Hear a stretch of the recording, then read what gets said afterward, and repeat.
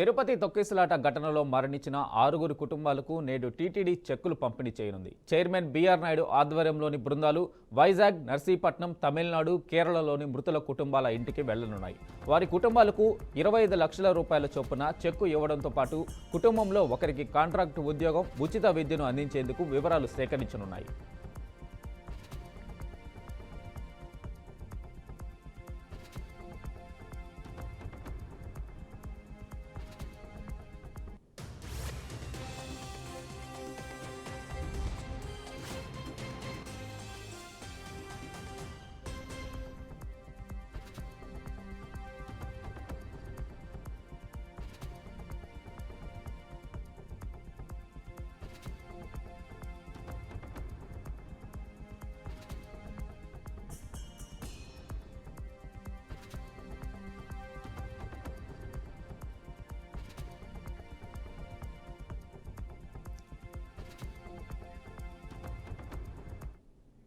తిరుపతి తొక్కిసలాట ఘటనలో మరణించిన 6 కుటుంబాలకు నేడు టీటీడీ చెక్కులు పంపిణీ చేయనుంది.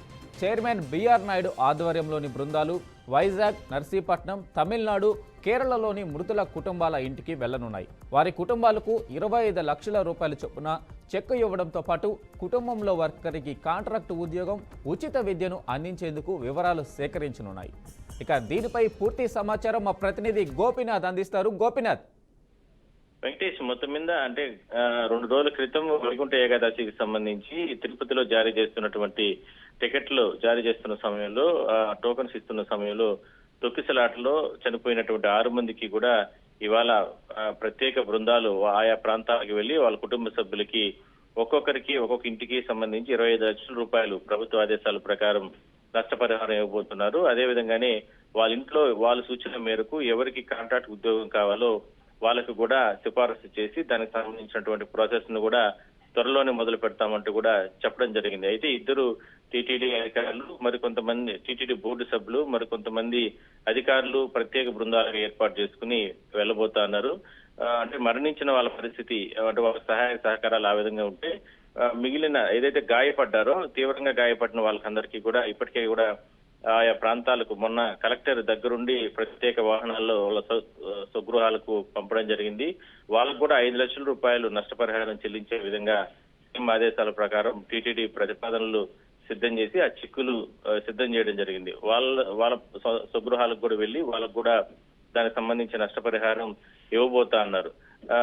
నిన్న కొంతమందికి అంటే తీవ్రంగా గాయపడిన వాళ్ళు కొంతమంది డిశ్చార్జ్ అవుతున్న సమయంలో బిఆర్ నాయుడు చేతుల మీదుగానే కొంతమందికి ఆ చెక్కులు కూడా ఇవ్వడం జరిగింది. అయితే వెళ్లిపోయినటువంటి వాళ్ళంతా కూడా వాళ్ళ స్వగృహాల్లో ఉన్నారు కాబట్టి స్వల్పంగా గాయపడిన వాళ్ళకందరికీ 2 లక్షల రూపాయలు ఈ నష్టపరిహారం ఇవ్వబోతా అన్నారు. అయితే మొత్తం మీద ఇంత దారుణమైనటువంటి దుర్ఘటన జరిగిన నేపథ్యంలో ఇప్పటికే రాష్ట్ర ప్రభుత్వానికి పెద్ద ఎత్తున చెడ్డ పేరు రావడం జరిగింది. టీటీడీకి వైకుంఠ ఏకాదశి అంటేనే ఒక భయానకమైన పరిస్థితులు, అసలు అక్కడికి వెళ్లాలా వద్దు అనేటటువంటి భయం భక్తుల్లో నెలకొనింది. అందువల్లనే ఆ ఘటన జరిగిన తర్వాత ఎంతో మంది భక్తులు ఆ స్వామివారి దర్శనానికి తర్వాత వద్దాంలే అనే ఉద్దేశంతో ఎంతో మంది భక్తులు వాళ్ళ ప్రాంతాలకు వెళ్లిపోవడం జరిగింది. అలాంటి పరిస్థితులు ఆ రోజు చోటు చేసుకున్నాయి. వైకుంఠ ఏకాదశి ముందు రోజు ఉదయం నుంచి సాయంత్రం వరకు దర్శన టికెట్ల కోసం వేసుకున్నప్పటికి కూడా కౌంటర్లు ఒక్కసారిగా ఓపెన్ చేసిన కారణంగానే ఆ లోపలికి వెళ్లే సమయంలో గేట్లు తోసుకుంటూ లోపలికి వెళ్లి ఒకరిపైన ఒకరు పడి మహిళలు 5 మంది చనిపోవడం, ఒక పురుషుడు చనిపోవడం జరిగింది. అయితే మొత్తం మీద చాలా మంది గాయపడ్డారు కాబట్టి దీనిపైన పూర్తిగా దర్యాప్తు చేస్తామంటూ కూడా ముఖ్యమంత్రి ఆ రివ్యూ మీటింగ్ లో కూడా చెప్పడం జరిగింది. ఇలాంటిది మరోసారి రిపీట్ కాకుండా తిరుమలలోనే ఈ దర్శన టికెట్లు, విధి విధానాలు భవిష్యత్తులో చేసే విధంగా అంటే ఈసారికి మాత్రం తిరుపతిలోనే కొనసాగిస్తారు. తర్వాత వచ్చే ఏడాది వైకుంఠ ఏకాదశి నుంచి కూడా తిరుమలలోనే దర్శనాలు అంటే ఈ టోకన్స్ అన్ని కూడా జారీ చేసే విధంగా కూడా ఏర్పాట్లు చేసేందుకు కూడా సిద్ధమవుతున్నారు. మొత్తం మీద ఇది ఒక దుర్ఘటనగానే మనం చెప్పుకోవచ్చు. అయితే ఆ భక్తులకు సంబంధించి నష్టపరిహారం చెల్లించడంలో టీటీడీ ఎంతో చొరవ చూపించింది. వాళ్ళకు పూర్తి స్థాయిలో కోలుకున్న తర్వాత దగ్గరుండి వాళ్ళ ప్రాంతాలకు తరలించడం, అక్కడ నేరుగా ఇప్పుడు ఇవాళ సాయంత్రం లోపల అందరికీ బాధితులకు అందరికీ కూడా నష్టపరిహారం చెల్లించడం, ఇవన్నీ కూడా జరగబోతున్నాయి. అయితే మొత్తం మీద రాబోయే రోజులు ఇలాంటి రిపీటెడ్ కాకుండా ఉండాలనేది భక్తుల కోరిక. వెంకటేష్, అయితే గోపినాథ్, తీవ్రంగా గాయపడిన వారు ఎవరైతే ఉన్నారో వారు పూర్తిగా కోలుకున్నాకే డిశ్చార్జ్ చేస్తున్నారా, లేకపోతే అక్కడ సదుపాయాలు వాళ్ళ ఉచిత వైద్య సదుపాయాలు ఎలా సాగుతున్నాయి? పూర్తి స్థాయిలో పూర్తి స్థాయిలో వాళ్ళు కోలుకున్న తర్వాతే మొత్తం దానికి సంబంధించినటువంటి వైద్య ఖర్చులు కావచ్చు, లేదంటే వైద్య ఖర్చులు అన్ని కూడా టీటీడీనే భరిస్తుంది. తిరుపతి అత్యాధునికమైనటువంటి సిమ్స్ లో చికిత్స పొందుతున్నారు. దీనికి సంబంధించి అంటే వాళ్ళు పూర్తి స్థాయిలో కోలుకున్న తర్వాత వాళ్ళ స్వగృహాలకు పంపిస్తారు కాబట్టి వాళ్ళకి ఎటువంటి ఇబ్బంది అయితే సొంతంగా వాహనాలు పెట్టి టీటీడీనే దగ్గరుండి పంపిస్తూ వస్తున్నారు. అయితే దీన్ని అంటే 6 మంది చనిపోయారు కాబట్టి అదే ఒక దుర్ఘటన. ఎందుకంటే గతంలో ఎప్పుడూ ఇలాంటి ఘటనలు చోటు చేసుకోలేదు. కేవలం తిరుపతిలో ఒక దుర్భరమైన పరిస్థితుల్లో కనీసం తిండి లేక, తాగడానికి నీళ్లు లేక కౌంటర్ల వద్ద నానా ఇబ్బందులు పడి రకరకాల సమస్యలతో ఒక్కసారిగా కౌంటర్ ఓపెన్ చేసిన సమయంలోనే లోపలికి వెళ్లి చొచ్చుకొని వెళ్లి వాళ్ళందరూ కూడా చనిపోవడం జరిగింది. అలాంటిది మరోసారి ఆ దుర్ఘటన అందరూ కోరుకుంటున్నారు. అందువల్ల తిరుపతిలో కాకుండా తిరుమలలో ఈ దర్శన టికెట్లన్నీ కేటాయించాలనేది ఒక ప్రతిపాదన ఉంది. అది నెక్స్ట్ ఇయర్ ఇట్లాంటి ప్రత్యేక రోజుల్లో నెక్స్ట్ ఇయర్ నుంచి తిరుమలలోనే ఏర్పాటు చేసే విధంగా చర్యలు తీసుకుంటున్నారు.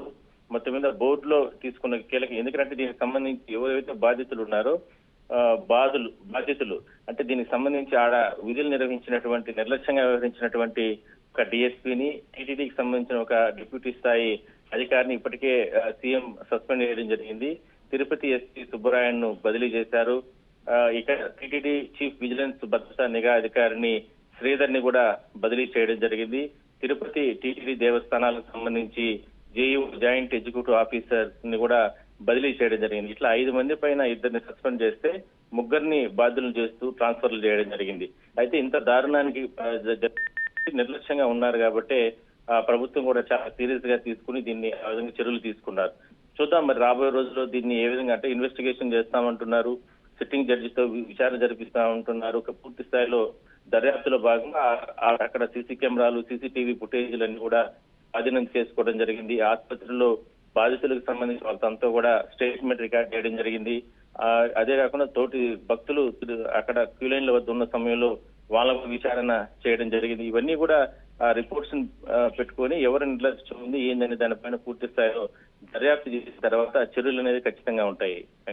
Okay, right. Thank you Gopinath.